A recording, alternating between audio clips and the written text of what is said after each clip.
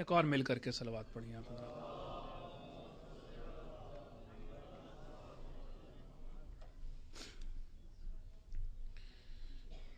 آپ کو یاد ہو تو ہماری گفتگو جس موضوع پر چل رہی تھی وہ موضوع تھا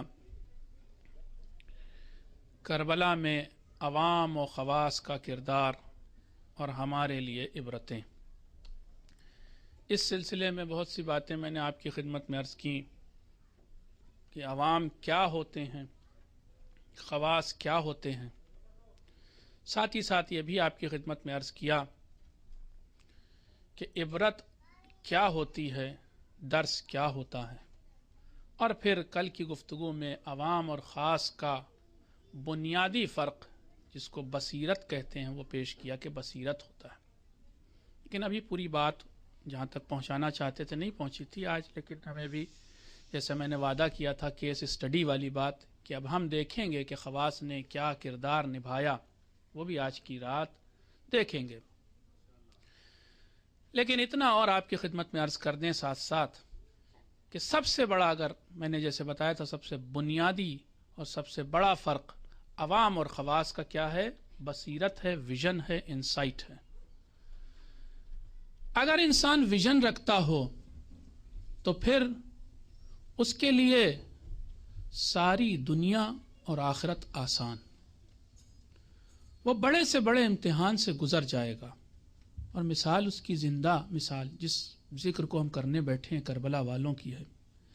آپ اگر ان کربلا والوں پر ایک نگاہ ڈالیں تو آپ کو دکھائی دے گا سن کے اعتبار سے ایسا کوئی لشکر شاید ہی دنیا میں ہوا ہو کہ جس میں جناب علی اصغر جیسے 6 مہینے کے مجاہد سے لے کر انس ابن حارث کاہلی جیسے بوڑھے مجاہد تک کے افراد تھے۔ اور اگر آپ پیسے روپے اور سرداری کی بھی بات کریں تو ایسے بھی افراد تھے کہ جو پیسے روپے میں بہت تھے، اسی لشکر میں تھے، اور ایسے بھی افراد تھے جو جون جیسے غلام تھے۔ ہر طرح کا ایک بہت ہی ڈائیورسیفائڈ اور بہت ہی ویرائٹی والا ایک لشکر تھا کہ جو حسین لے کے آئے تھے کربلا میں۔ ہر قسم کے افراد، اسی لیے تو آپ جب بھی کوئی ہمارے ہاں کوئی مرتا ہے، ایصال ثواب کی بات آتی ہے، بہت مشکل سے ڈھونڈ ڈھانڈ کے ہو سکتا ہے میں صفین میں کوئی ایسی مثال ملے کہ جو ایصال ثواب میں اس کا ذکر کیا جا سکے، لیکن کربلا میں کسی بھی سن کا بچہ ہو، کسی بھی سن کا جوان ہو، کسی بھی سن کا بوڑھا ہو، ہمارے گھر میں مرا ہو، اس سے ملتے جلتے مصائب والا انسان کربلا میں مل جاتا ہے۔ یہ خاص بات ہے کربلا کی۔ ہاں، تو پہلی چیز جو میں نے آپ کی خدمت میں عرض کی تھی کہ وہ عوام و خاص کے درمیان فرق، بنیادی فرق بصیرت تھا۔ لیکن چند باتیں اور ہیں جو آپ کے سامنے پیش کر دوں، پھر آگے کیس اسٹڈی شروع کرتے ہیں۔ ایک چیز اور جو عوام اور خواص کو جدا کرتی ہے اور ان کے بیچ امتیاز کا سبب بنتی ہے وہ کیا ہے؟ موقف اختیار کرنا، کوئی سٹینڈ لینا۔ بہت سے لوگ ہوتے ہیں بصیرت بھی رکھتے ہیں، سٹینڈ نہیں لے پاتے۔ بہت سے میں دکھاؤں گا آپ کو، تاریخ میں بھی، قرآن مجید کی بھی تاریخ میں، ایسے جو قرآن مجید جو تاریخ بیان کر رہا ہے اس میں آپ دیکھیں ایسے بہت سے افراد ہوں گے جو بابصیرت تھے لیکن سٹینڈ نہیں لے پائے۔ امام حسین علیہ السلام کے پاس 12,000 خط آئے تھے کوفے سے۔ کیا یہ سب 12,000 کے ہزار یہ سب جو ہیں ایسے تھے جو عوام تھے؟ ان میں کوئی خواص تھا ہی نہیں، اس میں بہت سے خواص بھی تھے لیکن موقف نہیں لے پاتے تھے، کنفیوز لوگ ہوتے ہیں۔ بصیرت ہے لیکن ایک موقع پر آ کر کنفیوز ہو جاتے۔ میں وہ روایت پڑھوں جس کی تاب بہت سے لوگ نہیں لا پاتے ہیں، اگر آپ ڈائجسٹ کر پائیں تو پڑھ دوں۔ ایک صلوات پڑھیں آپ حضرات۔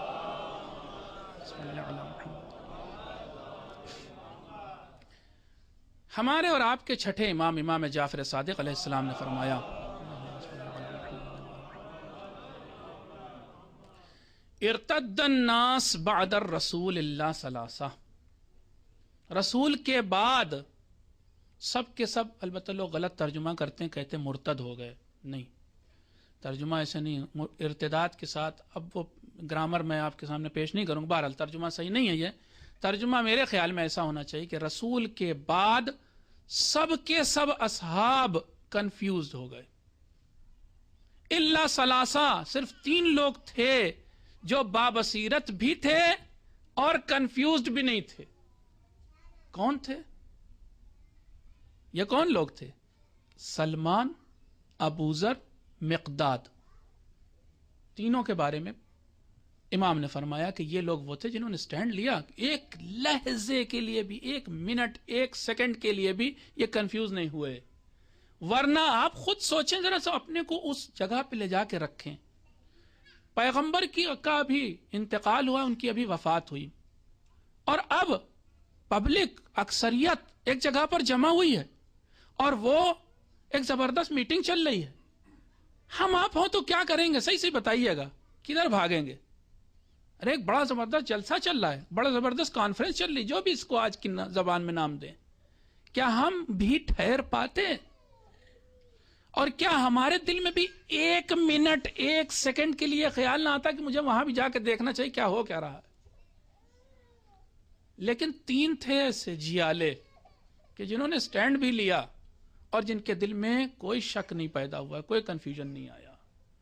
تو دوسری خواص کی صفت جو جس کی وجہ سے خواص پورے طور پر خواص بن پائیں وہ یہ کہ کنفیوزڈ نہیں ہوتے. ایک اور مصیبت یہ ہے، دیکھیے کنفیوژن بھی بہت، یہ تو آسان تھا، شاید آپ کو لگے کہ حضرت علی علیہ السلام تو خلیفہ بننے ہی تھے. اور دوسری جگہ دکھاؤں، جنگ جمل میں مسلمانوں کے لیے ایک مصیبت کھڑی ہو گئی تھی. ایک طرف رسول کا داماد ہے یعنی امیر المومنین علیہ السلام جو لیڈر بن کے آیا ہے، لشکر لایا ہے، 18,000 کا لشکر لے کے آیا ہے، اور ایک طرف رسول کی بیوی ہے، لیڈر بن کے آئی ہے، بہت بڑا وہ بھی لشکر لائی ہے. کوئی آسان کام نہیں تھا بہت سے لوگوں کے لیے، اور وہاں پر بہت سے لوگ گھبرا گئے، کیا کیا جائے؟ کنفیوژن تھا، کدھر جائیں؟ ان کا ساتھ دیں یا ان کا ساتھ دیں؟ سمجھ میں نہیں آ رہا کون حق پہ ہے کون باطل میں. یا تو ان افراد کی بصیرت میں کمی تھی، یا پھر یہ کہ بصیرت کے باوجود یہ سٹینڈ نہیں لے پا رہے تھے. بعض لوگوں نے کہا امیر المومنین سے کہ بڑے خطرناک جگہ پہ آپ لے آئے مجھے، آپ ایسی جگہ لڑانے کے لیے ہم نہیں لڑ سکتے، ہمیں کہیں اور بھیج دیجئے. چنانچہ تاریخ پڑھیں آپ، ربیع ابن خثیم حضرت علی علیہ السلام کے کمانڈرز میں سے ایک، وہ جب جمل میں مولا نے ان سے کہا کہ لڑو، کہ یہ تو نہیں ہو پائے گا مجھ سے، ادھر پیغمبر کی بیوی ہیں، ہم کیسے لڑ جائیں وہاں جا کر کے؟ یہ جہاد، یہ جنگ نہیں ہوگی، ہم اس کی تاب نہیں لا سکتے، ہمیں تو آپ ان لوگوں کے مقابلے لڑنے بھیجیے جو غیر مسلم ہوں، مسلمانوں سے نہیں لڑ سکتے. پہلی جنگ ہے تاریخ کی، پیغمبر کے زمانے میں بھی ایسی جنگ نہیں ہوئی جو مسلمانوں سے ہی لڑی جانی ہے. قرآن مجید کی وہ سورہ حجرات کی کل آیت آپ پڑھ رہے تھے، اس آیت کے اوپر پیغمبر کے زمانے میں عمل نہیں ہوا ہے، وہ آیت ہے امیر المومنین کے زمانے کی. وَإِن طَائِفَتَانِ مِنَ الَّذِينَ آمَنُوا اقْتَتَلُوا، اگر ایمان والوں کے 2 گروہ آپس میں ٹکرا جائیں تب کیا ہوگا؟ جنگ کرنے کھڑے ہو جائیں. فَأَصْلِحُوا بَيْنَهُمَا بِالْعَدْلِ، تو ان کے بیچ میں عدل کے ساتھ اصلاح کرو، میل کرانے کی کوشش کرو. لیکن اگر پھر بھی نہ تیار ہو، فَإِن بَغَتْ إِحْدَاهُمَا عَلَى الْأُخْرَى فَقَاتِلُوا الَّتِي تَبْغِي حَتَّى تَفِيَ إِلَىٰ أَمْرِ اللَّهِ، اگر پھر بھی ایک نہ مانے ان گروہوں میں سے تو اس سے لڑ جاؤ کہ جو نہیں ماننے کو تیار ہے، تسلیم نہیں ہو رہا ہے. پیغمبر کی زندگی میں ایسی کوئی جنگ نہیں ہوئی کہ جو ادھر بھی مسلمان ہو ادھر مسلمان ہو. لیکن یہ پہلا موقع ہے، ابھی ابھی امیر المومنین خلیفہ بنے ہیں اور فوراً ہی جنگ جمل کھڑی ہو گئی، اور یہاں پر دونوں طرف مسلمان ہیں. ربیع ابن خثیم نے کہا مولا میں یہاں نہیں لڑ سکتا ہوں گا آپ کا کمانڈر، میرے بس کی بات نہیں ہے، میں اسٹینڈ نہیں لے سکتا ہوں، میں موقف نہیں اختیار کر سکتا ہوں. تو کیا کریں پھر؟ کہا مجھے آپ کہیں اور بھیج دیجئے. تو امام نے ایران کی طرف بھیج دیا میں لشکر کے کہ جاؤ، تمہارے بس کی بات نہیں ہے، تم نہیں لڑ سکتے ہو. چلے گئے. ایسے سے لوگ ہوئے ہیں، کنفیوژن ہو جاتا ہے. یا بہت سے لوگ، ایک اور مصیبت ہے، جو موقف نہیں اختیار کرتے، اسٹینڈ نہیں لیتے، نیوٹرل بن جاتے ہیں ایسے موقف. معلوم ہے آپ کو امام حسین علیہ السلام بھی پیش کریں گے دھیرے دھیرے. امام حسین علیہ السلام نے بہت سے ایسے لوگوں سے مدد مانگی جو مدد کر سکتے تھے امام کی، لیکن انہوں نے ایک بہانہ بڑا زبردست، نہیں وہ تو میں بس اللہ اللہ کروں گا، میں مصلی پر رہوں گا. مسجدیں آباد کر دیں، مسجدوں سے نکلے نہیں، مصلوں پہ بیٹھ گئے. بتائیے یہ ہر ایک کی بس کی بات نہیں جو سمجھ پائے کہ مصلی پر بھی بیٹھنا حرام ہو سکتا ہے اگر ولی خدا یہ کہہ رہا ہو کہ نہیں بیٹھو. ہر ایک کے بس کی بات نہیں ہے. حجت خدا اگر کہے اور تمہیں نصرت کے لیے پکارے تو تمہارا مصلی پر بیٹھنا پھر حرام بھی ہو سکتا ہے. یہ ہر ایک کے بس کی بات نہیں تھی. تو بہت سے لوگ کنفیوز ہو جاتے ہیں یا بہت سے لوگ نیوٹرل ہو جاتے ہیں. یہ دوسری صفت ہے خواص کی کہ وہ موقف اور اسٹینڈ لیتے ہیں اور پھر آگے بڑھتے ہیں. لیکن ایک موقع پر مولا نے بھی کہا کہ تم اسٹینڈ نہ لو. ایک موقع پر کہاں؟ نہج البلاغہ پڑھیے آپ، وہ کلمات قصار آخر میں اس میں لکھا ہے کن فی الفتنۃ کابن اللبون. اتنا اچھا تو جملہ ہی شاید کوئی نہیں کہہ پائے گا. بڑے سے بڑا فلاسفر دانشور آ جائے یہ جملہ نہیں کہہ سکتا، گارنٹی سے کہہ رہا ہوں، اور ایسی مثال نہیں دے سکتا. کہہ رہے ہیں اگر فتنہ ہو اور دونوں سائیڈ باطل پہ ہوں، کوئی ضروری تھوڑی نہ کہ ایک طرف حق ہو ایک طرف باطل ہو، دو باطل بھی ٹکراتے ہیں آپس میں، دونوں سائیڈ باطل ہو تو تم کیا کرو؟ تو ایسے فتنے میں کن فی الفتنۃ کابن اللبون، تب یہاں نیوٹرل بنو تم.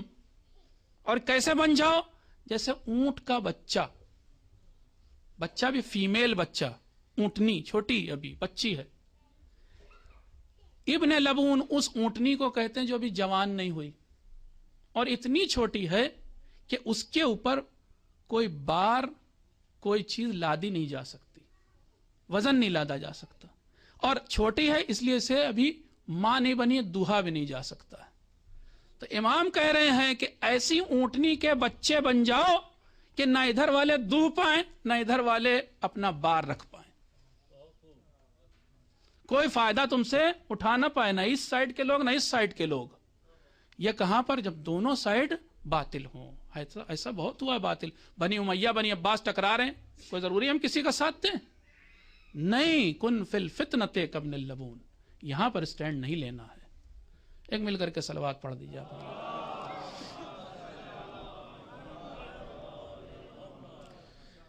خواص کی فہرست میں آنے کے لیے آپ لوگ تھوڑا سا آج تو بیٹھ جائیے تھوڑی دیر بھائی، شب چہلوں میں. ہاں ایک مل کر کے صلوات پڑھیے.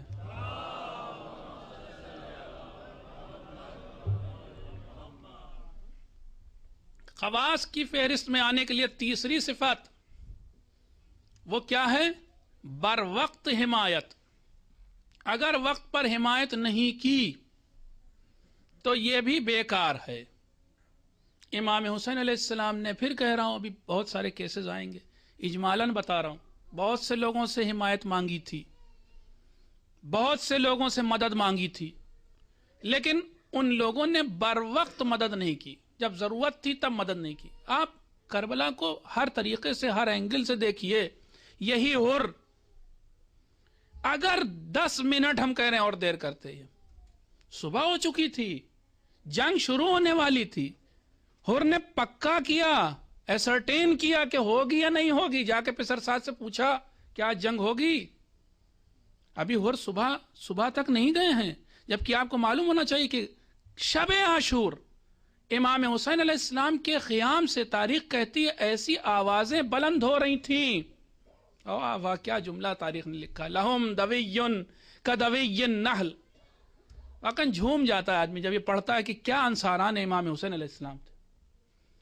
راوی نے لکھا، جو مورخ کس کا ہے؟ دشمن کا مورخ حمید ابن مسلم لکھ رہا ہے کہ شب عاشور حسینی قیام سے یوں دعاؤں کی تلاوت کی اور مناجات کی آواز آتی تھی، زمزمہ تھا کہ جیسے لگ رہا تھا شہد کی مکھی کے چھتے سے آواز آ رہی ہو. لہم دوی کدوی النحل.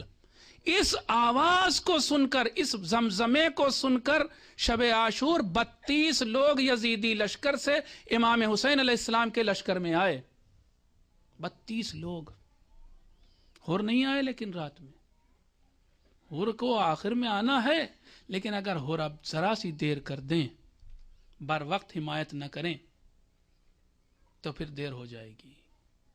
کیا شاعر نے ایک جملہ کہا، ایک شعر کہا، اور وہی بر وقت حمایت کا، بس فوراً فیصلہ کرنا ہوتا ہے، کبھی کبھی پھٹ سے آپ کو ڈیسیجن لینا ہے۔ بابصیرت لوگ ڈیسیجن میکرز ہوتے ہیں۔ کیسے لیتے ہیں ڈیسیجن؟ شاعر کہہ رہا صدیاں درکار نہیں صاحب عرفاں کے لیے، صدیاں درکار نہیں صاحب عرفاں کے لیے، فیصلہ حر کا تو ایک پل کی سمجھداری ہے۔ پٹ سے فیصلہ کیا کہ بس اب حسینی لشکر میں اتنا بس پوچھا پسر ساتھ سے کہ کیا جنگ ہوگی، کہا ہاں ہوگی، سر کٹ کٹ کے گریں گے، بس اتنا سننا تھا کہ فوراً آئے خیمے میں اور بیٹے سے کہا کہ میری آنکھوں پہ پٹی باندھو، ہاتھ باندھو، اور وہ آپ پوری داستان سنتے ہیں کہ چلے گئے ادھر۔ تو بر وقت حمایت کی ضرورت ہوتی ہے، تب خواص بن پاتے ہیں۔ خواص نیک کی بات کر رہا ہوں، اچھے خواص کی، بروں کی نہیں بات کر رہا ہوں۔ اور چوتھی صفت خواص نیک کی وہ یہ کہ ان کا عزم زبردست ہوتا ہے۔ عزم یعنی فرم ڈٹرمنیشن ہوتا ہے، پکا ارادہ ہوتا ہے، ول پاور بہت اسٹرانگ ہوتی ہے، جو فیصلہ کرتے ہیں اس پر قائم رہتے ہیں۔ آپ کو معلوم ہے امام حسین علیہ السلام کی جگہ اگر کوئی اور ہوتا تو کربلا جا ہی نہ پاتا شاید، اس لیے نہیں کہ لوگ حمایت کر رہے تھے، اس لیے کہ لوگ روک رہے تھے۔ کس نے روکا؟ فہرست میں پوری لمبی گناؤں تو بہت بہت لمبی فہرست ہے۔ روکا اس لیے نہیں، پھر کہہ رہا ہوں کہ حمایت کرنے کی نیت سے نہیں، مدد کا وعدہ کرتے ہوئے نہیں، بلکہ یہ کہا کوفے والے تو دھوکے باز ہیں۔ 5 تو عبداللہ ہیں جنہوں نے روکا، عبداللہ ابن زبیر، عبداللہ ابن عمر، عبداللہ ابن عباس، عبداللہ ابن جعفر، عبداللہ ابن مطیع۔ ان میں سے کئی تو وہ تھے کہ جو رسول کا دور دیکھ چکے تھے۔ جناب عبداللہ ابن جعفر امام حسین علیہ السلام کے بہنوئی ہیں، جناب زینب کے شوہر ہیں، گھر کی فرد بھی ہیں۔ یہ 5 تو عبداللہ، 2 اور بھائی سوتیلے، محمد حنفیہ، عمر اطرف، اور کون گھر کے اندر نانی جناب ام سلمہ، اور کون، اور بہت سی عورتیں گھر کی۔ حمایت تو نہیں کر سکتی تھی، ام سلمہ بوڑھی ہو چکی تھی، وہ کیا کہتی میں مدد کروں گی حسین تمہاری؟ بس یہ کہا کہ بیٹا میں نے سنا ہے کہ تمہارے نانا کہتے تھے کہ میرا حسین جب عراق جائے گا تو لوٹے گا نہیں، اس لیے روک رہی ہیں بس۔ باقی لوگ کیوں روک رہے ہیں؟ باقی لوگ یہ کہہ کے روک رہے ہیں کہ کوفے والے دغل باز ہیں، دھوکے باز ہیں، فریب کار، آپ نہ جائیے، ان کے دعوت پر کوئی آپ توجہ ہی نہ دیجیے۔ تو روکا بہت سے لوگوں نے۔ اگر ایک آدمی کو کئی لوگ کسی کام سے روکنے لگ جائیں تو ہو سکتا ہے وہ آدمی آدھی راستے سے لوٹا ہے۔ اور اس کے علاوہ میں گنا دوں واقعی بہت لمبی فہرست ہے جنہوں نے روکا، ہر جگہ روکا، ہر منزل پہ روکا۔ فرزدق ملے تو کیا پوچھا امام نے؟ پوچھا کہ کوفے کے حالات کیا ہیں؟ قلوبہم معک وسیوفہم علیک، یہ تو جواب دیا تھا فرزدق نے۔ آپ اتنا سن لیے حسین ابن علی، ابھی تو مولا بھی نہیں کہہ رہا ہے، فرزدق ادھر کا آدمی تھا، یہ بھی پتا ہونا چاہیے آپ کو۔ بعد میں فرزدق نے اپنے پلٹی کھائی جسے کہتے ہیں، ورنہ ایک زمانے تک فرزدق درباری شاعر تھے۔ راستے میں ملے، مولا نے پوچھا تم کوفے سے آ رہے ہو، کیا خبر ہے؟ جواب دیا قلوبہم معک وسیوفہم علیک، کوفے والوں کے دل تو آپ کے ساتھ ہیں حسین ابن علی، لیکن ان کی تلواریں آپ کے خلاف ہیں۔ تھوڑا آگے بڑھے، ایک اور منزل ملی، بشر ابن غالب نام کا آدمی ملا، وہ بھی کوفے سے آ رہا تھا، اس سے بھی امام نے یہی سوال کیا، اس نے بھی یہی جواب ایگزیکٹلی دیا۔ کئی لوگ راستے میں ملے ہیں جو روکتے تھے ایسا نہ کیجئے، لیکن امام بڑھتے ہی رہے، بڑھتے ہی رہے، بڑھتے ہی رہے۔ عزم کیا زبردست عزم تھا۔ جب ایک بار فیصلہ کر لیا تو کر لیا۔ حسین بس انجام کو دیکھ رہے تھے، حسین صدیوں کو دیکھ رہے تھے، لوگ لہجوں کو دیکھ رہے تھے کہ اگلے لہجے کیا ہونے والا ہے۔ حسین اس مجلس تک کو دیکھ رہے تھے کہ ہمارا یہ خون کس طرح سے تبلیغ اسلام کرے گا، محافظت اسلام کرے گا۔ اور اتنی ویژن، اتنے وہی کہہ رہے ہیں انسائٹ، اتنی دوربینی تھی امام کے پاس کہ دیکھ رہے تھے کیا ہونے والا ہے۔ ہر جگہ معجزہ بھی نہیں کرتے تھے، اگر ہم یہ سمجھ بیٹھے کہ امام تھے تو بس معجزہ، چلیے امام تھے تو معجزہ کرتے، تو جو ساتھی آئے تھے وہ لوٹ جاتے. راستے میں جناب مسلم کی خبر ملی، امام نے فوراً کہا کہ تم میں سے جو لوٹنا چاہے لوٹ جائے. دیکھو کوفے والوں نے دھوکہ دے دیا، مسلم مارے گئے، قتل ہو گئے، جو لوٹنا چاہے لوٹ جائے. کون نہیں لوٹا؟ زہیر ابن قائن نہیں لوٹے. بہت سے ایسے کہ جو نہیں لوٹنے تھے نہیں لوٹے. ان کا نا مولا اب تو بس اب آپ کے ساتھ ہیں، جو آپ کا حشر ہوگا ہمارا ہوگا. یہ کہاں سے جذبہ آیا؟ یہ وہیں سے آیا. ایک اور خواص کی آخری صفت اور آپ کے سامنے پھر کیس اسٹڈی کرتا ہوں. صلوات پڑھیں مل جل کے.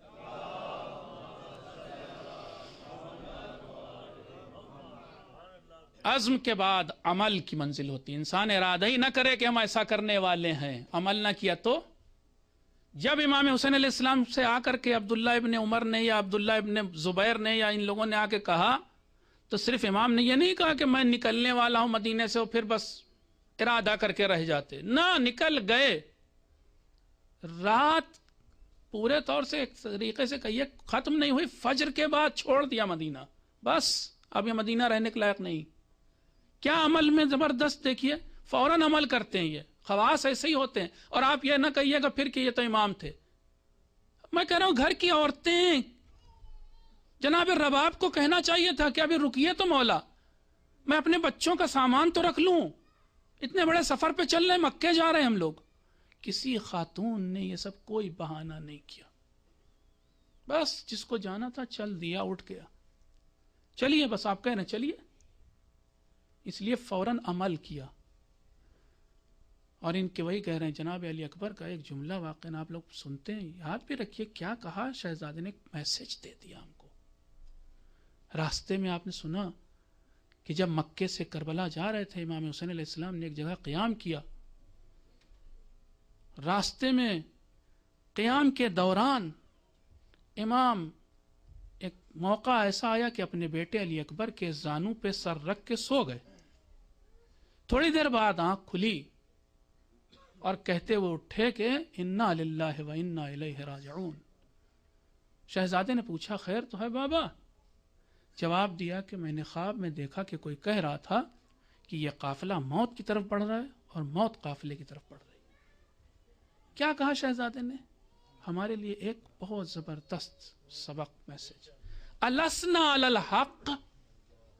اے بابا جان کیا ہم حق پہ نہیں ہیں؟ کیوں نہیں؟ ہم نہیں حق پہ تو کون؟ بس اتنا سننا تو پھر ہمیں کوئی پرواہ نہیں، ہم عمل کریں گے. یعنی پھر ہمیں کوئی پرواہ نہیں، موت ہم پہ آ پڑے یا ہم موت پہ جا پڑے، پھر ہمیں کوئی پرواہ نہیں. ایک بار فیصلہ ہو گیا، اب ہم عمل کریں گے. اب ہم تعداد، اب ہم کثرت، قلت، ان سب چیزوں کچھ نہیں دیکھیں گے، کام کریں گے بس. اور گئے یہ لوگ اور پہنچے اور انہوں نے اپنی شہادت پیش کی. ایک لہجے کے لیے ان کے دل میں ایک ذرا سا شک، جو کل آیت پڑھی جا رہی تھی ثم لم یرتابوا. اصل تو وہ لوگ ہیں کہ جو ایمان لانے کے بعد ذرا سی دیر کے لیے بھی شک اور ڈاؤٹ نہیں کرتے، بس ایک بار ایمان لائے تو چلو بس. اس لیے حسین والے بن سکے. ہاں پھر ایک شعر سنیے آپ، صلوات پڑھیں آپ.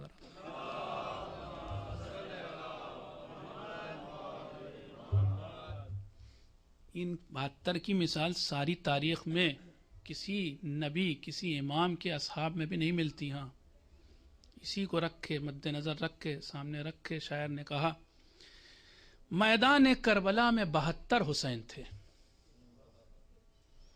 میدان کربلا میں 72 حسین تھے، حیرت میں تھا زمانہ علی کا پسر ہے کون.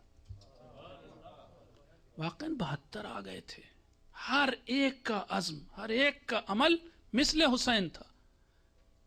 اب تو ہر آدمی کے آپ کلمات پڑھیے تو لگتا جیسے کوئی معصوم بول رہا.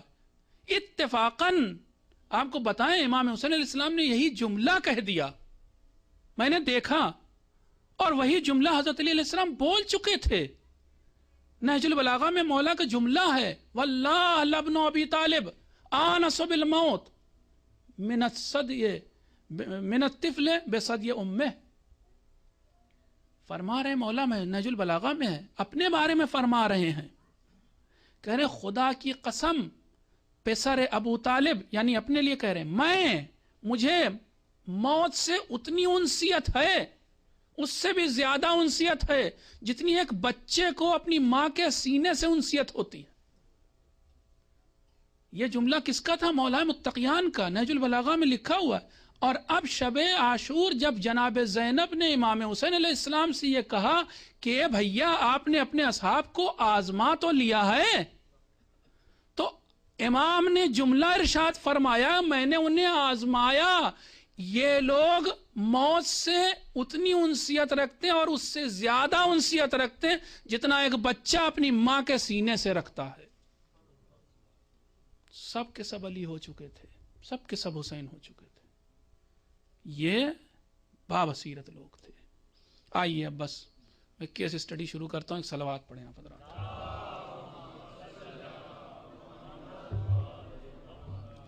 مطلب بہت سارا چونکہ پیش کرنا ہے، مجھے یاد نہیں رہ جائے گا، اس لیے آپ اجازت دیں تو میں پڑھ کر کے پھر بولوں گا۔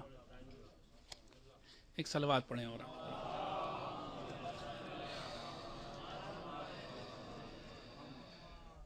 ایک اور صلوات پڑھیے۔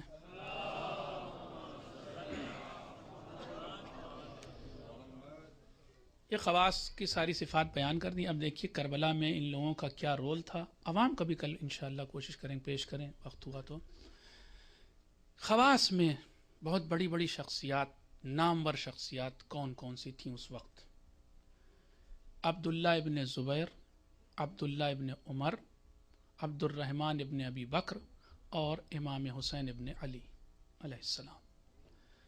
جس وقت یزید نے خط لکھا والی مدینہ ولید کو کہ معاویہ کا انتقال ہوا، مر گیا، اور اب میرے لیے اہل مدینہ سے بیعت لے لو، آپ نے سنا کہ وہ خط آیا اور ولید نے اپنا آدمی بھیجا امام حسین علیہ السلام کے پاس کہ ان کو دربار میں بلایا جائے اور پھر ان سے بیعت کا مطالبہ کیا جائے۔ لیکن ہم لوگ اس طریقے سے سنتے ہیں اور پڑھتے ہیں، بات ایسی نہیں تھی۔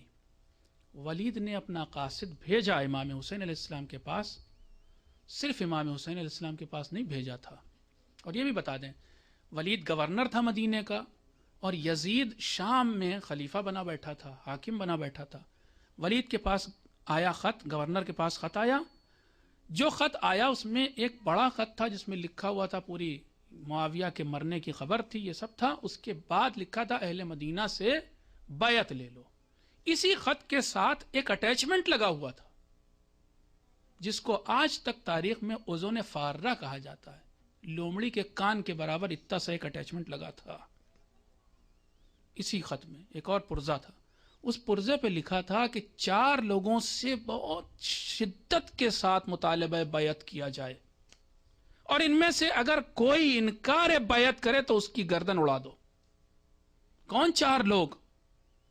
حسین ابن علی پہلا نام، اور کون؟ عبداللہ ابن زبیر، وہ جو زبیر طلحہ زبیر والے صحابی زبیر تھے، ان کا بیٹا عبداللہ، عبداللہ ابن عمر، خلیفہ ثانی عمر کا بیٹا عبداللہ، اور عبد الرحمن ابن ابی بکر، خلیفہ اول کے بیٹے عبد الرحمن۔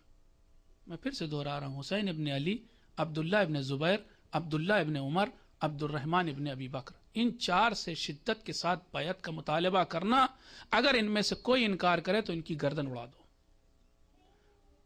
بھیجا ولید نے اپنا قاصد۔ مغرب کی نماز غالباً ہو چکی تھی، اندھیرا ہو گیا تھا، یہ لکھا ہوا ہے۔ قاصد گیا، کہاں گیا؟ مسجد نبوی میں، معلوم تھا کہ یہ لوگ نماز پڑھنے یہاں آتے ہیں۔ وہاں پہنچا، چاروں اتفاق سے ایک ساتھ بیٹھے نماز ختم کر کے بات کر رہے تھے، امام بھی تھے، وہ 3 بھی تھے، اور اس نے آ کر کے کہا کہ تم لوگوں کو ولید نے دربار میں بلایا ہے۔ وہ ابھی قاصد گیا تھا، عبداللہ ابن زبیر نے کہا کہ امام سے پوچھا کہ کیا ہو سکتی وجہ، اس وقت اتنی رات میں ہمیں بلایا؟ امام کی دیکھیے بصیرت، ویژن، ہر جگہ پہ میں کہہ رہا ہوں معجزہ نہیں کرتے تھے امام، سیاسی بصیرت، فوراً چھٹتے کہا مجھے لگتا ہے معاویہ مر گیا ہے اور ہمیں مطالبہ بیعت کے لیے بلایا جا رہا ہے۔ اب فوراً ہی پوچھتا ہے پھر ابن زبیر کہ پھر آپ کا کیا ارادہ ہے؟ کہا میں تو جاؤں گا دربار میں۔ کہا میں تو نہیں جاؤں گا۔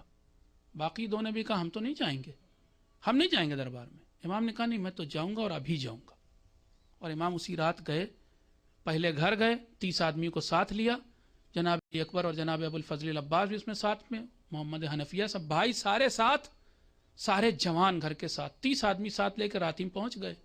اور وہ جو پورا واقعہ ہوا مجھے نہیں پڑھنا ہے، لیکن یہ 3 لوگ جو باقی بچے تھے یہ بہت اہم لوگ تھے، بگ شاٹس تھے، ہاں، خواص میں سے تھے۔ ان کا کیا رول رہا کربلا میں، ذرا غور سے سنیے۔ سب سے پہلے زبیر کے بیٹے عبداللہ ابن زبیر، ان کی رشتہ داری تھی، امام حسین علیہ السلام کے کزن ہوتے تھے، یہ سیکنڈ کزن تھے۔ زبیر کون تھے؟ خود زبیر حضرت علی علیہ السلام کے سگے پھوپھیزاد بھائی تھے، پیغمبر کے سگے پھوپھیزاد بھائی۔ حضرت علی اور پیغمبر کی ایک پھوپھی تھی جن کا نام تھا صفیہ کے بیٹے زبیر تھے۔ زبیر حضرت علی کے بھی اور پیغمبر کے بھی سگے پھوپھیزاد بھائی، اور اس زبیر کا بیٹا کون ہے؟ عبداللہ ہے، اور ادھر علی کے بیٹے حسین ہیں، یعنی دونوں کزن ہیں، سیکنڈ کزن ہیں۔ اب اس عبداللہ سے کیا توقع کی جا سکتی تھی؟ خاندان کا فرد ہے بھائی، اور زبیر خود بہت ہی اعلیٰ درجے کے صحابی مانے جاتے تھے، حتیٰ کہ اس دنیا میں جو سنی دنیا ہے، جمل میں زبیر کا ایک بہت بڑا رول رہا، زبیر کی بہت بڑی شخصیت مانی جاتی تھی۔ تو اب عبداللہ بن زبیر بھی ایک مشہور آدمی ہے، اور ادھر سے ساتھ ساتھ امام حسین علیہ السلام کا کزن ہے، تو اب اسے ساتھ دینا چاہیے امام حسین علیہ السلام کا۔ کیا کیا؟ اچھا، ایک اور رشتہ داری بھی تھی، یہ جناب عائشہ کا بھانجا بھی تھا۔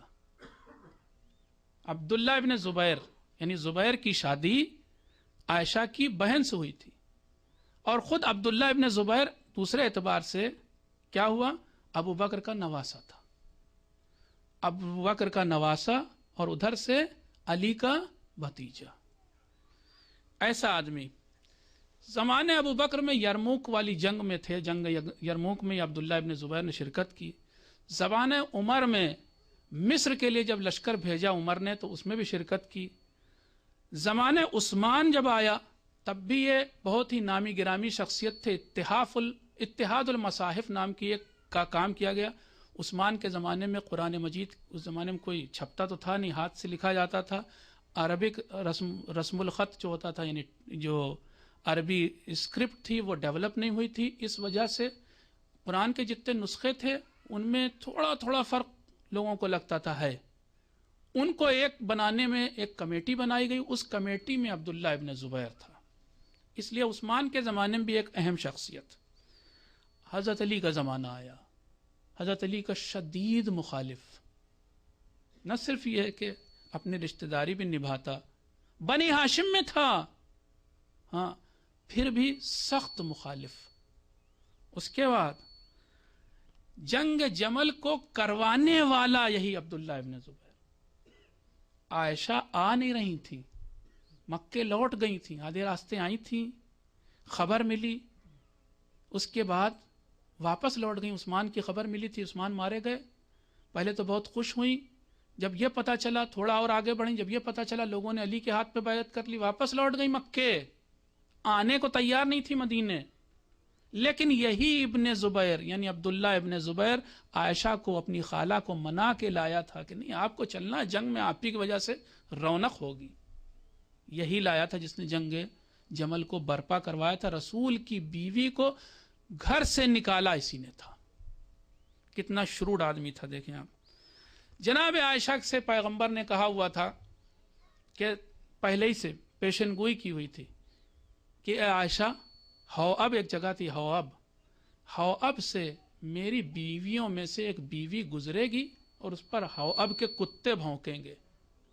جب وہ بیوی گزرے گی اور کتے بھونکیں گے تو یہ نشانی اور علامت ہوگی اس بات کی کہ وہ بیوی حق پر نہیں ہے، باطل پر ہے۔ عائشہ جا رہی ہیں مکے سے بصرے کی طرف، سارا گروہ ساتھ ہے، طلحہ، زبیر، عبداللہ ابن زبیر سب ساتھ ہیں۔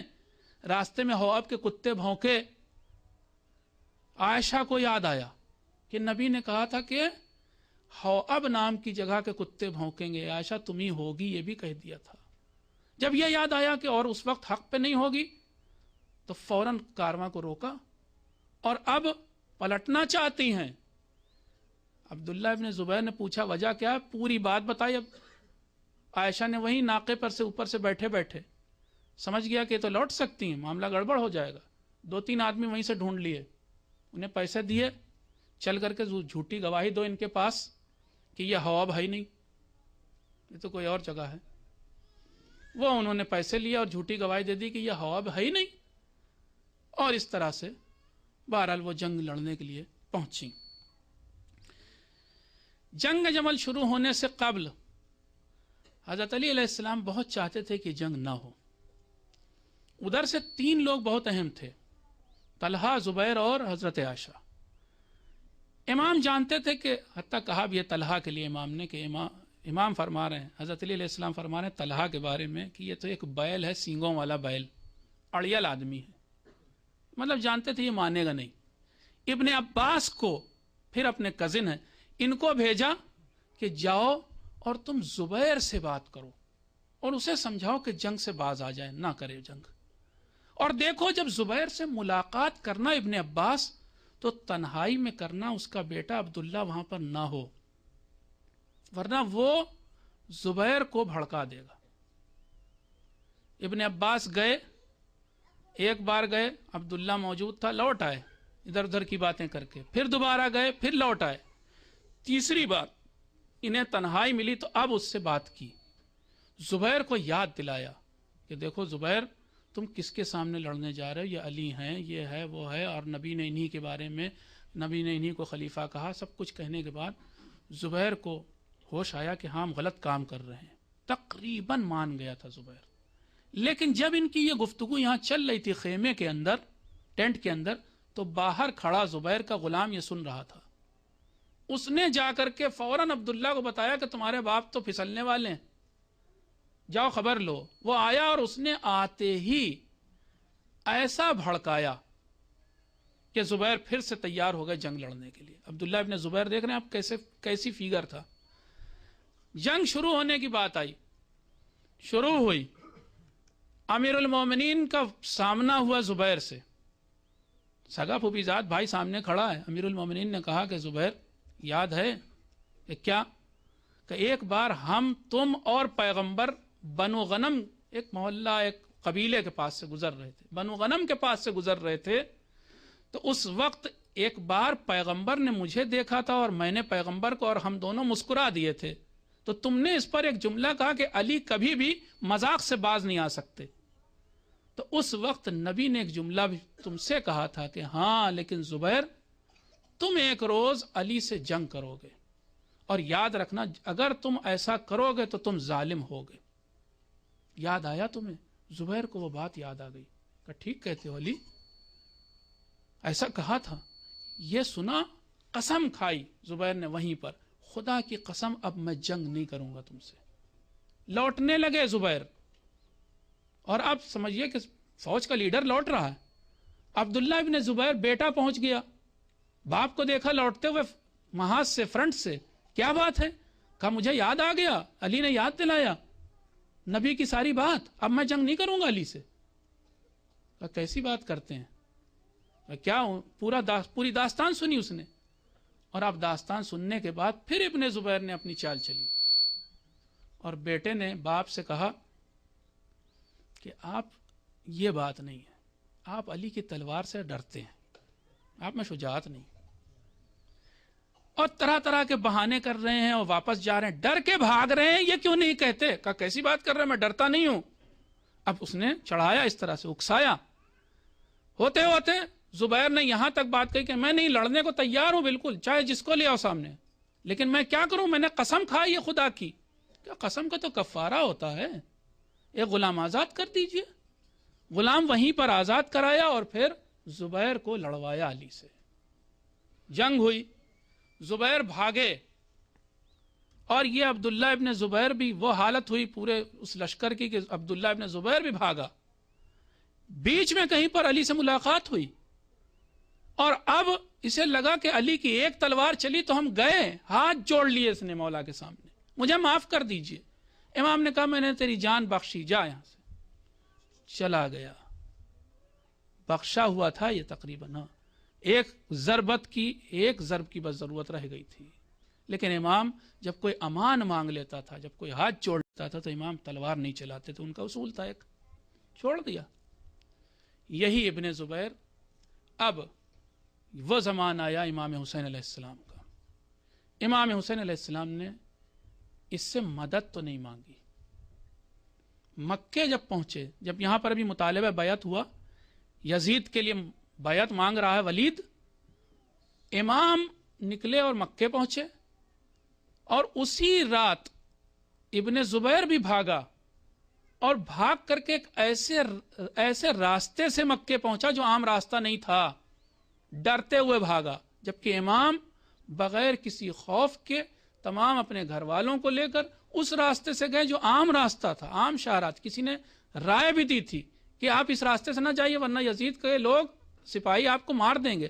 کہ میں جاؤں گا تو اسی راستے سے، میں کوئی ڈر کے نہیں جا رہا ہوں، میں اس لیے نہیں جا رہا ہوں کہ میں فرار کر رہا ہوں یزید سے۔ اور گئے مکے، مکے میں وہ پہلے سے پہنچا ہوا، امام ادھر سے پہنچے۔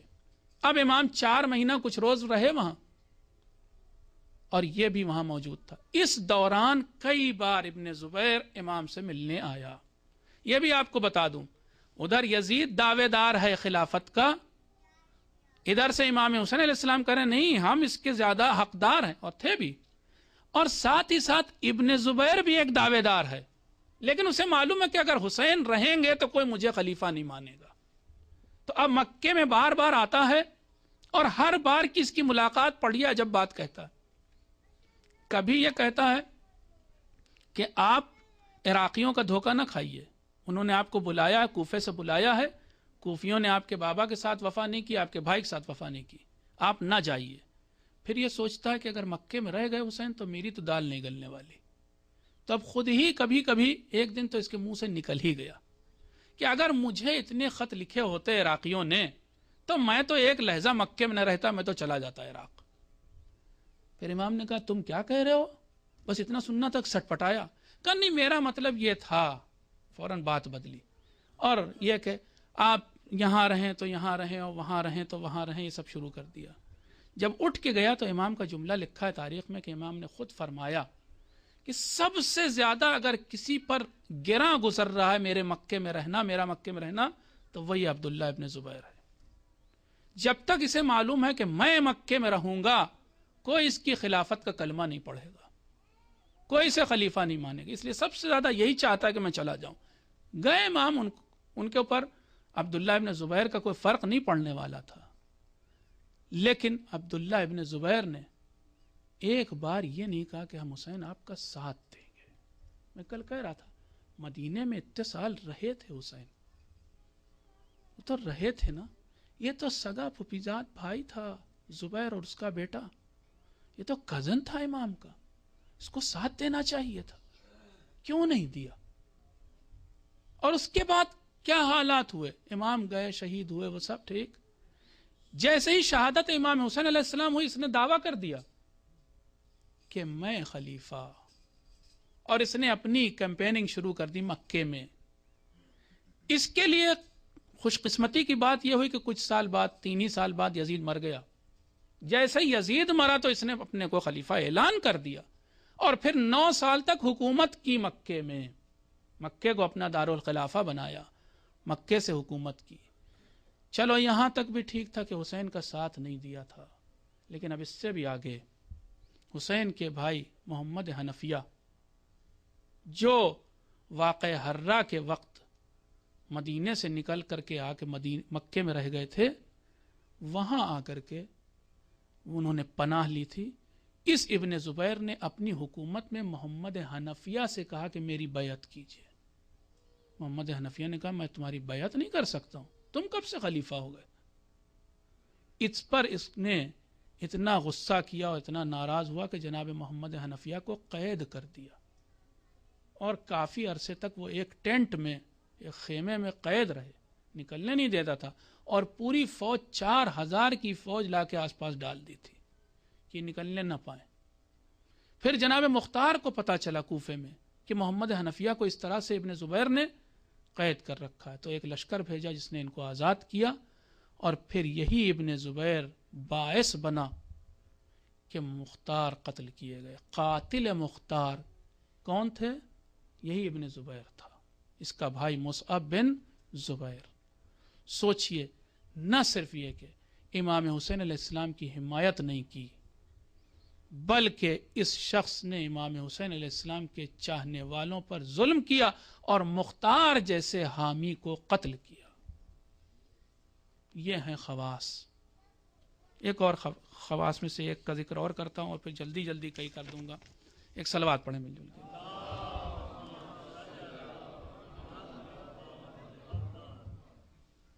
عبداللہ ابن عمر، وہ جو دوسرے آدمی تھے، 4 لوگوں سے بیعت مانگی گئی تھی، اس میں سے دوسرے وہ تھے، عمر کے بیٹے تھے، یعنی خلیفہ ثانی کے۔ ان کا رول کیا رہا ذرا دیکھیے۔ سن 3 بعثت میں پیدا ہوئے تھے اور سن 6 بعثت میں ان کے باپ عمر مسلمان ہوئے، بعثت کے 6ویں سال مسلمان ہوئے، اور اس وقت یہ اپنے باپ کے ساتھ مسلمان ہوئے۔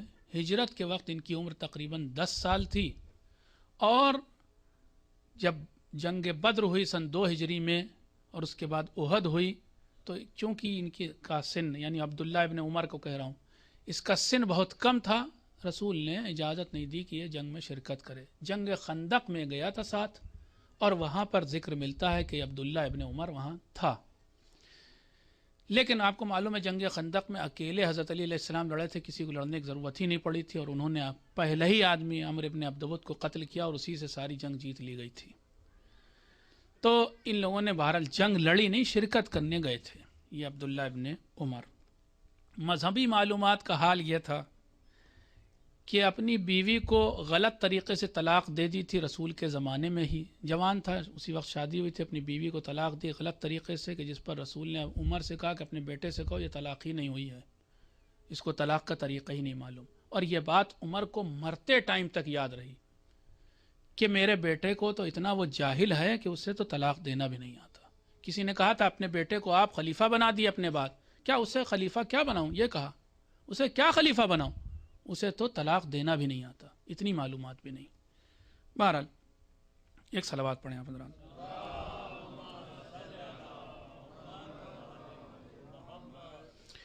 شورا میں بڑا اہم رول نبھایا تھا انہوں نے، جب حضرت عثمان بن گئے خلیفہ اس وقت بھی عبداللہ ابن عمر کا بڑا زبردست رول تھا کہ عمر نے ان کو، شورا کے تو پارٹ نہیں تھے، ممبر آف شورا نہیں تھے، لیکن شورا کے اوپر نظارت اور دیکھ ریکھ کا ذمہ انہیں دیا تھا، اور یہ کہا تھا کہ اگر شورا کے لوگ 6 لوگ تھے، آپ کو معلوم ہوگا جلدی جلدی کہتا ہوں، 6 لوگ تھے، اگر 5 ایک طرف ہوں اور ایک طرف ہو تو اس ایک کو قتل کر دینا، تم 2 ایک طرف ہوں، 4 ایک طرف ہوں تو ان 2 کو قتل کر دینا، 3 ایک طرف ہوں اور 3 ایک طرف ہوں تو عبد الرحمن بن عوف جدھر ہوں گے اس سائیڈ کو مانا جائے گا۔ یعنی اس شورا میں ویٹو پاور تھی عبد الرحمن ابن عوف کو، یہ ویٹو شاید وہیں سے چلا بھی ہے یو این کا۔ ایک صلوات پڑھیں آپ حضرات۔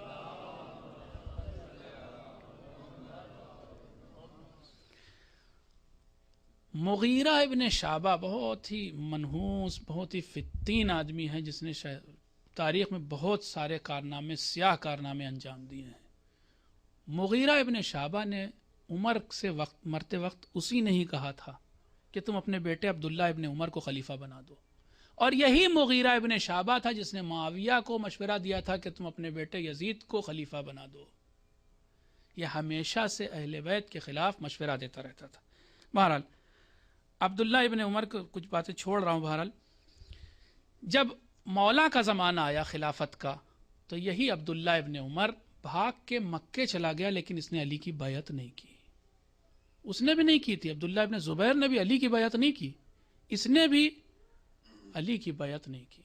ہاتھ علی کے ہاتھ پہ رکھنا اسے بہت ناگوار تھا۔ دیکھیے آگے حشر کیا ہوا اس کا، نہیں کی بیعت۔ صفین میں نہ مولا کی طرف تھا اور نہ معاویہ کی طرف، وہی غیر جانبدار بن کے رہے، سٹینڈ نہیں لیا، ہم نیوٹرل رہیں گے، ہم کسی جانب نہیں رہیں گے۔ بعد صفین لیکن بھاگ کر کے شام گئے اور وہاں پر معاویہ کی بیعت کر لی۔ اس کے بعد جب یزید کے لیے بیعت لینے لگا معاویہ تو اس وقت اس نے وعدہ کیا کہ اگر سب لوگ بیعت کر لیں گے تو میں بھی یزید کے لیے بیعت کر لوں گا تمہاری زندگی میں ہی۔ جب معاویہ مرا تو اب وہی قاصد جو بھی بتایا لے کے آیا، ان کو بلانے کے لیے آیا اور کہا کہ تمہیں ولید بلا رہا دار میں۔ امام حسین گئے، ابن زبیر راتوں رات بھاگ گئے مدینے، اور یہ دونوں یعنی ابو بکر کا بیٹا عبد الرحمن اور عمر کا بیٹا عبداللہ، یہ دونوں جو ہیں وہ غائب ہو گئے، انڈر گراؤنڈ ہو گئے۔ اس کے بعد یہ سب بھاگ کر کے وہی مکے، اور پھر بعد میں لیکن انہوں نے بیعت کی یزید کی بیعت۔ پھر عجیب بات یہ ہے کہ اس آدمی نے یعنی عبداللہ ابن عمر نے، امام مدینے سے جب نکل رہے تھے، یا کہیں لکھا ہے مکے سے نکلے تھے، تھوڑی دور گئے، کربلا کی طرف بڑھ رہے ہیں کہ ایک راستے میں، یہ چھپا ہوا تھا، راستے میں عبداللہ ابن عمر ملا، امام سے ملاقات ہوئی، امام نے اس سے لیکن مدد مانگی۔ امام نے کہا میری مدد کرو، اور دیکھو اس وقت مجھے کوفے والوں نے بلایا، پوری بات بتائی۔ اس نے اس وقت مدد سے انکار بھی کیا اور یہ بھی کہا کہ آپ عراق نہ جائیے۔ امام نے کہا نہیں، یہ تو میرا ارادہ پکا ہے، میں عراق تو جا کے رہوں گا۔ تو اس نے کہا کہ پھر اب ایسا کیجئے کہ اپنے سینے پر سے اپنا یہ کرتا، اپنا پیرہن ہٹا دیجئے۔ اس زمانے میں عربوں میں یہ رواج تھا۔ امام نے وہ، اور پھر اس نے ایک جملہ بھی کہا، میں اس مقام کو چومنا چاہتا ہوں کہ جس کا بوسہ نبی لیا کرتے تھے، یعنی اتنی معرفت ہے۔ اس کے بعد وہ کرتا ہٹایا امام نے، اس نے بوسہ لیا اور امام سے الوداع کہی کہ اب آپ کی ہماری ملاقات شاید نہیں ہوگی، آپ عراق جا رہے ہیں، مارے جائیں گے۔ چلے گئے امام، اس نے مدد نہیں کی اور انکار مدد کیا، بلکہ گزرا، عاشور کا واقعہ ہو گیا۔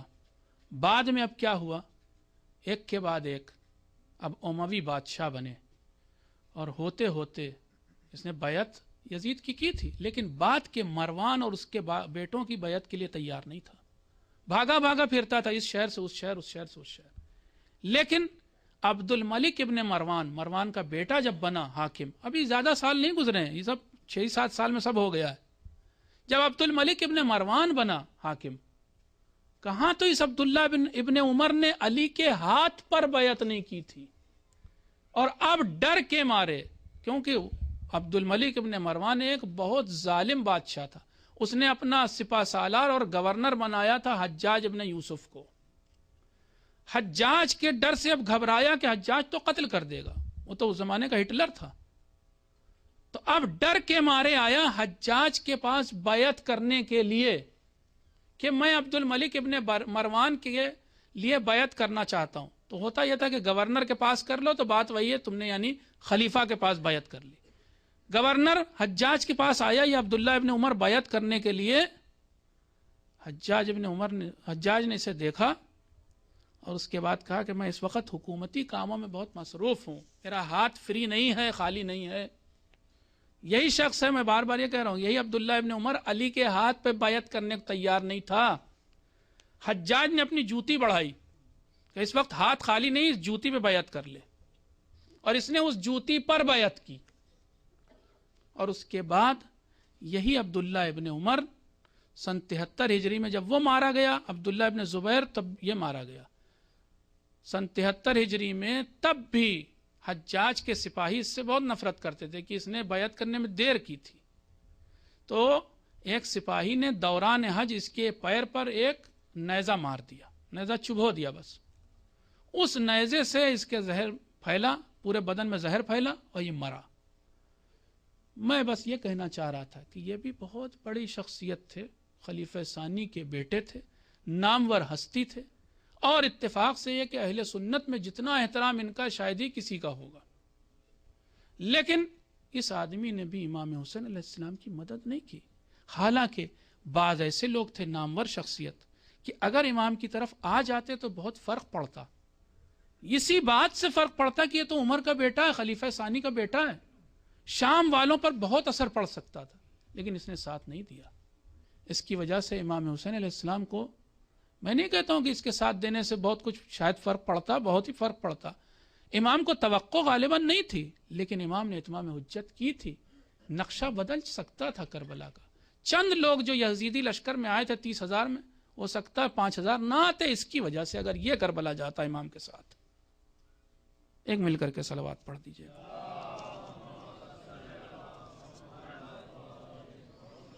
اب آپ یہ بتائیں کتنا تھکے ہیں؟ صحیح کہہ رہے ہیں؟ اچھا، آئیے عمر ابن سعد کو دیکھیں.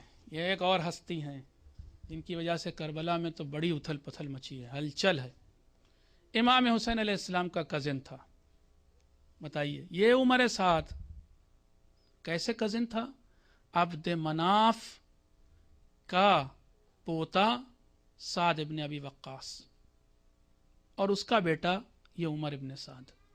اور وہی عبد مناف پیغمبر کے بھی جد تھے. اوپر یعنی 3-4 نسل اوپر جا کر کے یہ ایک ہی گھر سے تھے، ایک ہی باپ کی اولاد تھے یہ عمر سعد.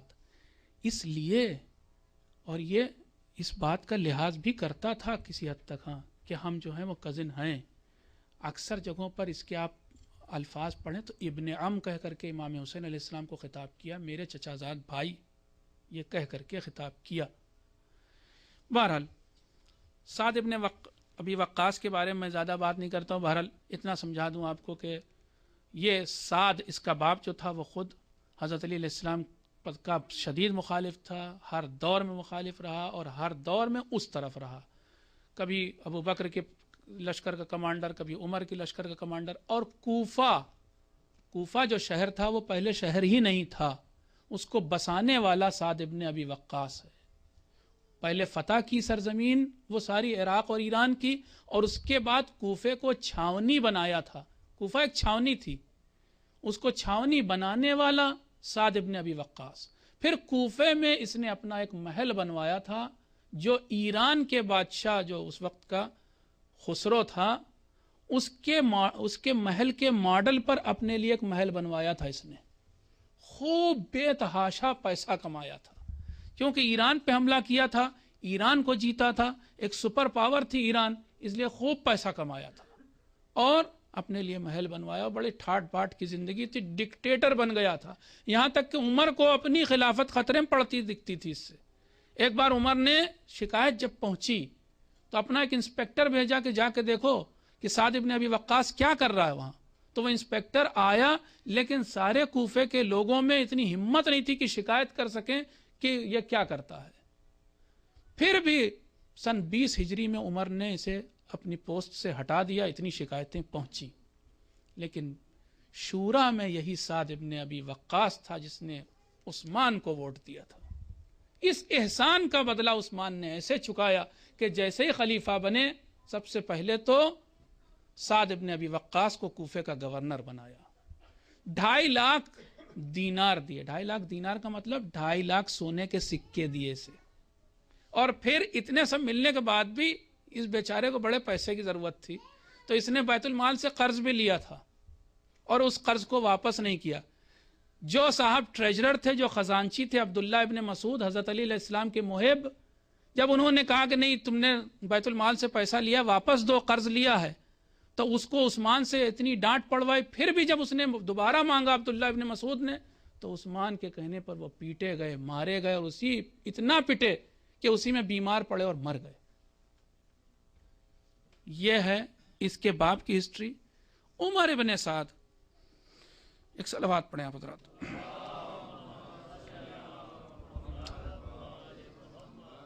ایک بات اور اس کے باپ کے بارے میں سن لیں تو وہیں سے اس کا ربط بھی مل جائے گا. سعد ابن ابی وقاص تھا کہ جس نے مولا سے اس وقت کہ جب مولا نے یہ دعویٰ کیا تھا سلونی سلونی قبل ان تفقدونی، دعوی سلونی کے بعد اسی کے باپ نے یعنی سعد ابن ابی وقاص نے کھڑے ہو کے کہا تھا یا علی میرے سر میں کتنے بال ہیں. تو امام نے فرمایا تھا کہ واللہ اس بات کی بھی خبر پیغمبر نے مجھے دی ہے کہ تیرے سر میں اور داڑھی میں کتنے بال ہیں، اور میں بتا دیتا لیکن فائدہ نہیں ہے. ہاں اتنا بتا رہا ہوں کہ تیرے ہر بال میں، چاہے سر کا بال ہو چاہے داڑھی کا بال ہو، اس میں شیطان نے ایک گھونسلہ بنا رکھا. اور یہ بھی تجھے بتاتا ہوں کہ تیرے ہی گھر میں میرے بیٹے کا قاتل پل رہا ہے. اور بتا دیا کہ یہ عمر سعد تیرا بیٹا، یہ میرے بیٹے حسین کو قتل کرے گا. اور اس کے بعد اس وقت عمر سعد چھوٹا تھا. کچھ دنوں بعد جب بڑا ہوا، مسجد آتا جاتا تھا تو لوگ بار بار یہ کہنے لگے تھے کہ یہی حسین کا قاتل ہوگا، یہی حسین کا قاتل ہوگا. تو اسے برا لگتا تھا کہ میں نے قتل بھی نہیں کیا اور مجھے قاتل کہا جا رہا ہے. ایک دن اس نے امام حسین سے شکایت کی کہ یہ لوگ مجھے آپ کا قاتل کہتے ہیں, بتائیے میں کہیں آپ کو قتل کر سکتا ہوں؟ آپ تو میرے ابن عم ہیں.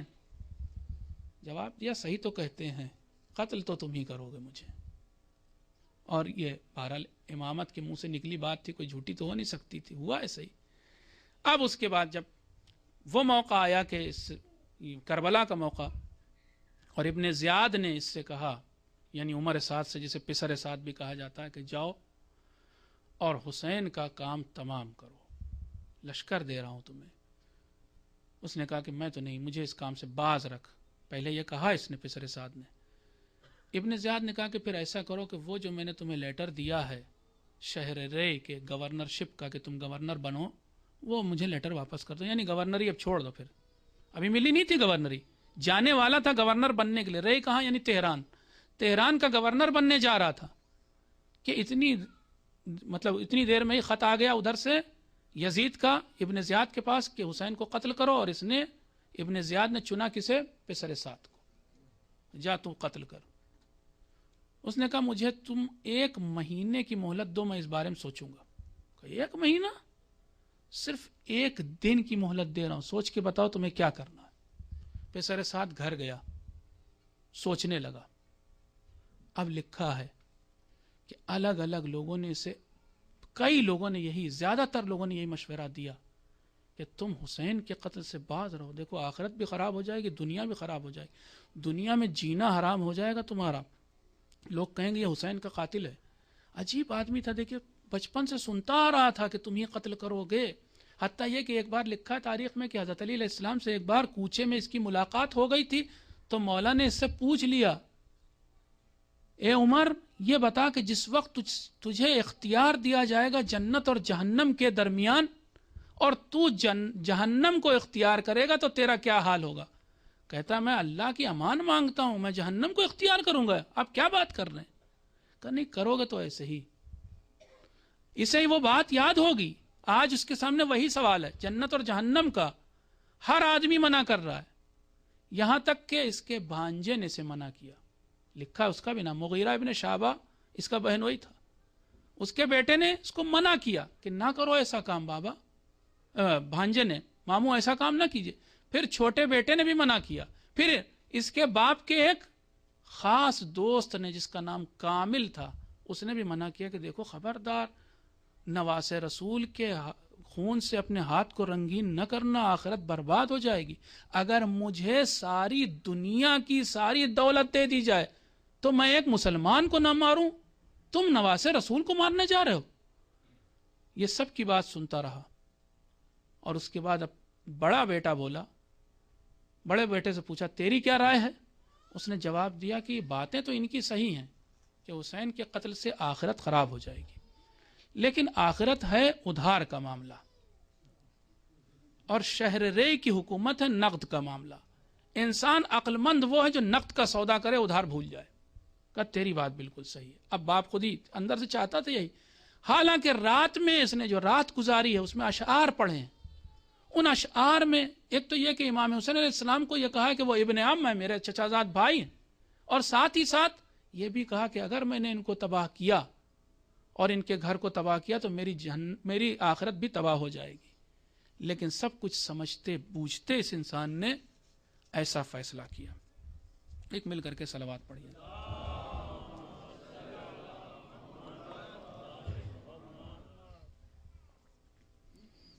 ایک اور صلوات پڑھ دیجیے.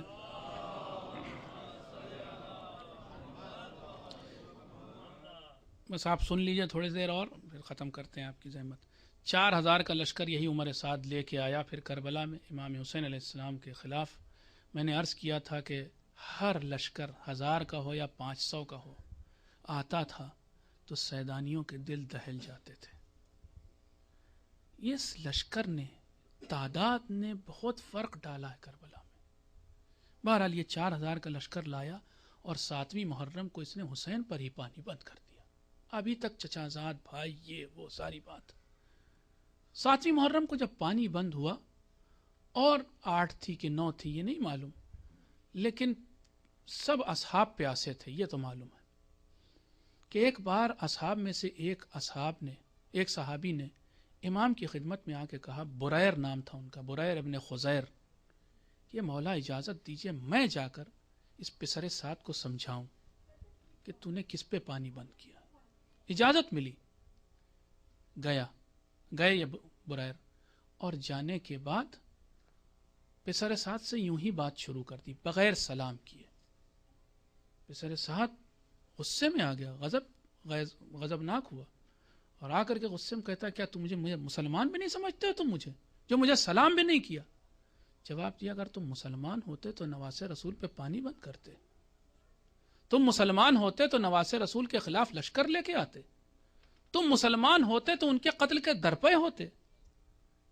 لکھا ہے تاریخ میں، ان 3 جملوں سے اس کے اوپر بڑا اثر پڑا، سر پکڑ کے بیٹھ گیا، تھوڑی دیر بیٹھا رہا، سوچتا رہا، پھر سر اٹھایا اور اس کے بعد بریر سے کہا، تم جو کہہ رہے ہو بالکل صحیح کہہ رہے ہو، مجھے یقین ہے کہ میں اگر حسین کو قتل کروں گا تو میری آخرت خراب ہو جائے گی، لیکن میں کیا کروں کہ ملک رے کی حکومت بڑی زبردست چیز ہے، میں ملک رے کی حکومت کو کیا کروں؟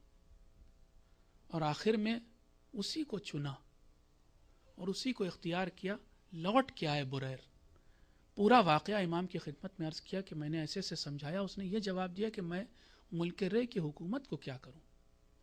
امام نے فرمایا کہ اس کو ملک رے کی حکومت نصیب ہی نہیں ہوگی، یہ اپنے بستر پہ مارا جائے گا۔ اور ہوا یہی، پیشن گوئی تھی امام کی، ہوا بھی یہی کہ جب یہ پہنچا تھا اور ابن زیاد سے کہا کہ میں حسین کو قتل کرایا، تو اس نے شعر پڑھ دیا ایک، اور اس شعر میں کہا کہ میں نے اس انسان کو قتل کیا جو اس دنیا کا سب سے اچھا انسان تھا، اور اسے قتل کیا کہ جس کے ماں اور باپ دنیا کے سب سے اچھے انسان تھے۔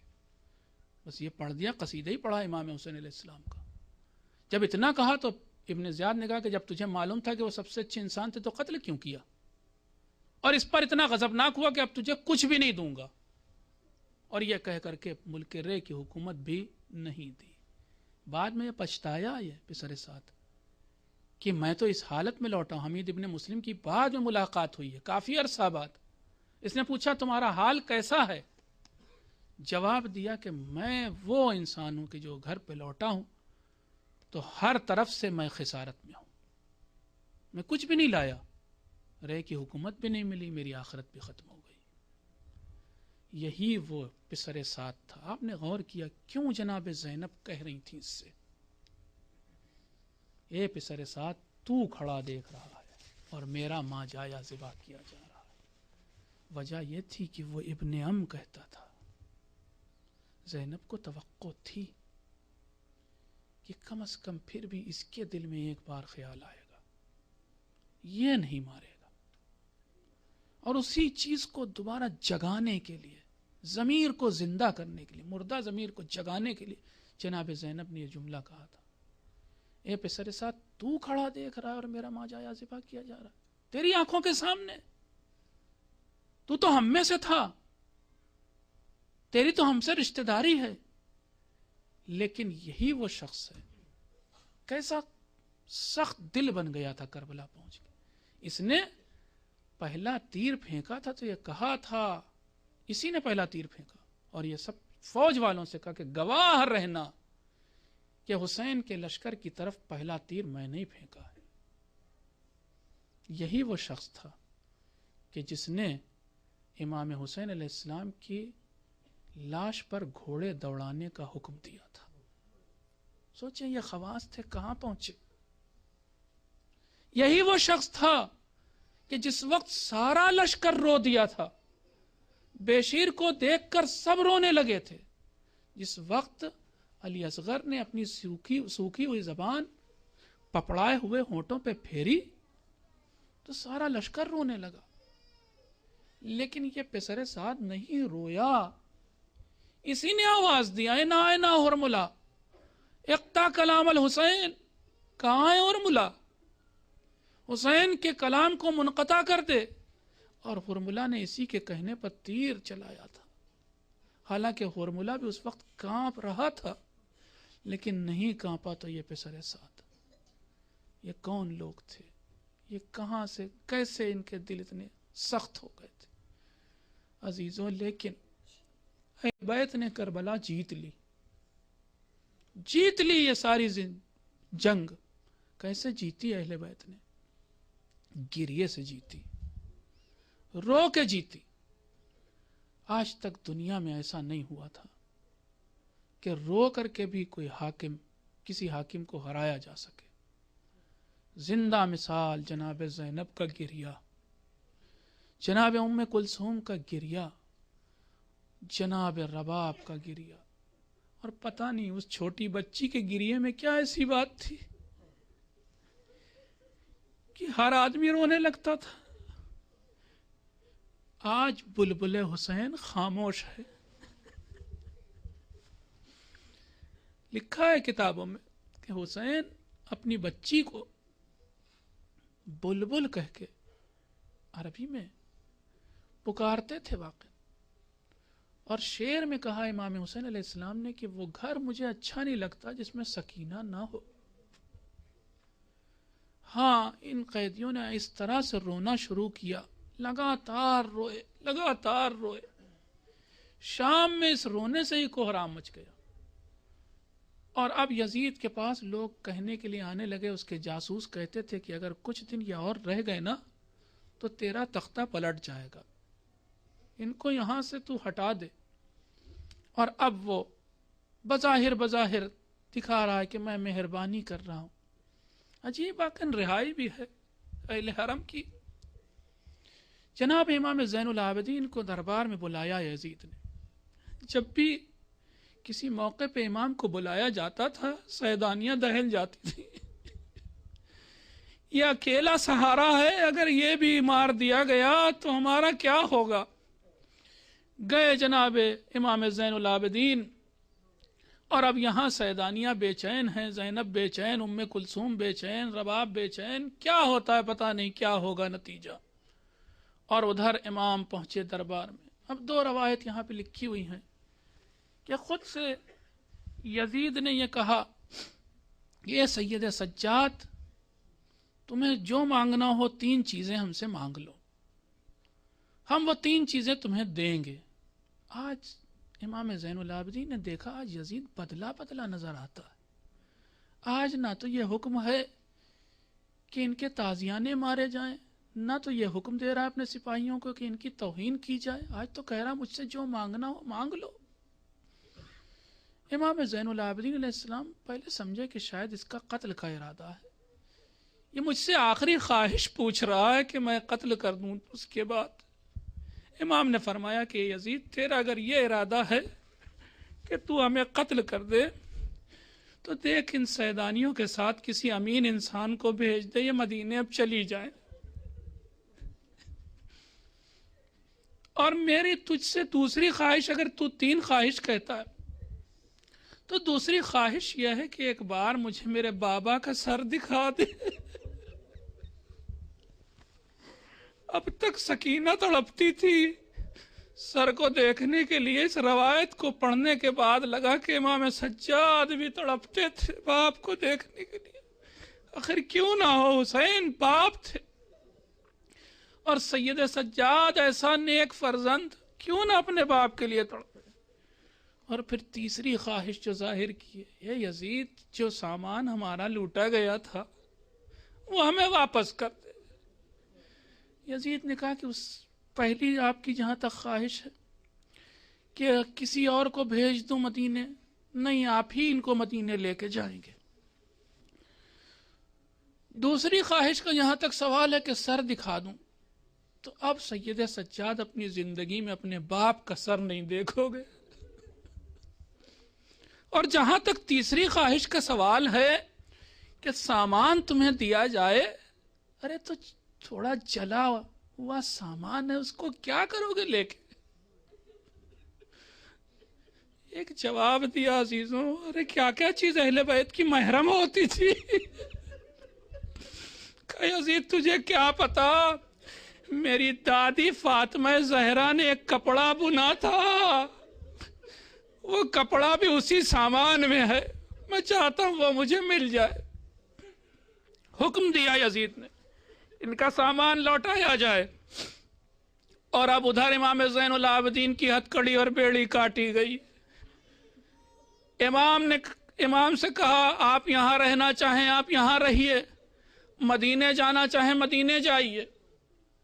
امام نے عجیب موقع تھا، واقعی امام کو کہنا چاہیے تھا کہ میں فیصلہ کرتا ہوں کہ میں یہاں رہوں گا یا مدینے جاؤں گا۔ جواب دیتے، کہا اپنی پھوپھی سے پوچھوں گا تو بتاؤں گا۔ عزاداری جس نے قائم کی وہ زینب ہے۔ ارے یہاں تک امامت کے فرائض شریعت میں بتا رہا تھا، لیکن امام دنیا محبت تو زینب ہیں، امام دنیا الفت تو میری پھوپھی زینب ہے، وہ طے کریں گی کیا ہونا ہے۔ آئے اور اب پھوپھی اماں سے کہا یزید نے ہم کو آزاد کیا۔ کہا بیٹا، اور پھر یہ بات کہی کہ یزید کہتا یہاں رہنا چاہیے یا مدینے جانا چاہیے تو مدینے چلے جائیے۔ آپ نے کبھی سوچا کہ یہ کیوں کہا؟ میں سوچنے لگا، اور کیوں امام نے وقت مانگا کہ پھوپھی سے جا کے پوچھوں تو بتاؤں گا۔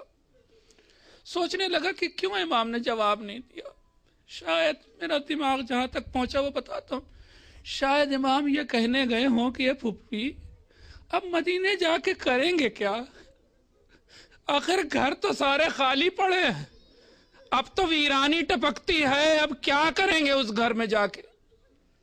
اور یا پھر یہ وجہ رہی ہو کہ یہ پھوپھی آخر اپنی بہن کو چھوڑ کے اس زندان میں ہم کیسے جائیں گے؟ آئے اور جناب زینب کی خدمت میں عرض کیا کہ یزید نے ہمیں آزاد کیا اور اب کہتا ہے کہ جہاں چاہیے رہیے۔ اب جناب زینب نے ایک خواہش ظاہر کی۔ عزیزو، کیا خواہش تھی؟ ارے ایک گھر خالی کرایا جائے جس میں ہم حسین پر روئیں گے۔ آج دنیا فریڈم آف اسپیچ کی بات کرتی ہے، فریڈم آف فیتھ کی بات کرتی ہے، اہل بیت کو فریڈم آف کرائنگ بھی نہیں ملی تھی، ارے رونے کی بھی فریڈم نہیں تھی، اہل بیت کو عزاداری کی بھی آزادی نہیں تھی۔ ہاں، زینب نے کہا ہم ایک ہفتہ روئیں گے۔ گھر خالی کرایا گیا اور اب رونے کی باری آئی۔ بس عزیزوں، میں نے اپنے بات کو ختم کیا۔ تبرکات آنا شروع ہوئے، کبھی کسی شہید کا سر، کبھی کسی شہید کا سر، ہوتے ہوتے سب سر آئے اور آخر میں اب 2 سر ہیں کہ جن کو لینے والا کوئی نہیں، کوئی بی آگے نہیں بڑھتی۔ آپ نے سنا کہ اعلان کیا گیا، کیا ان سروں کی جن کے سر ان کی ماں مر گئی ہے کہ کوئی لینے آگے نہیں بڑھتا؟ بس اتنا سننا تھا کہ اب مامتا جاگی۔ ارے ایسا نہ کہو یہ میرے لال و محمد تھے، لیکن بھائی پہ روؤں کہ اپنے بچوں پہ روؤں؟ یہ کہہ کر کے زینب نے دونوں سروں کو لے لیا، لیکن بتائیے کہ رباب کیا کرے؟ سر حسین کو لے کہ سر اصغر کو لے، یا پھر چھوٹے چھوٹے 2 گوشوارے آئے ہیں، ایک ننھی سی چادر ہے، ارے ان گوشواروں کو پہننے والی بھی نہیں اور چادر کو پہننے والی بھی نہیں۔ رباب کس تبرک کو لے؟ ایک بار ان چیزوں کو لیا، قید خانے کے گوشے کا رخ کیا۔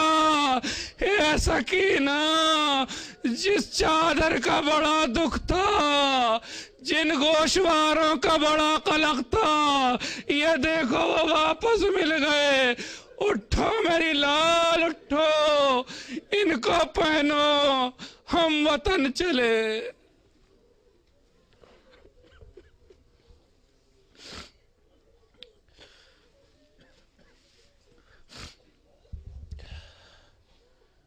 وَسَيَعْلَمُ الَّذِينَ ظَلَمُوا أَيَّ مُنْقَلِبٍ يَنْقَلِبُونَ إِنَّا لِلَّهِ وَإِنَّا إِلَيْهِ رَاجِعُونَ رضا بقضائه وتسليما لأمره اللهم اغفر للمؤمنين والمؤمنات والمسلمين والمسلمات الأحياء منهم والأموات تابع بيننا وبينهم بالخيرات انک مجیب الدعوات انک قاضی الحاجات انک علی کل شیء قدیر. ماتم حسین.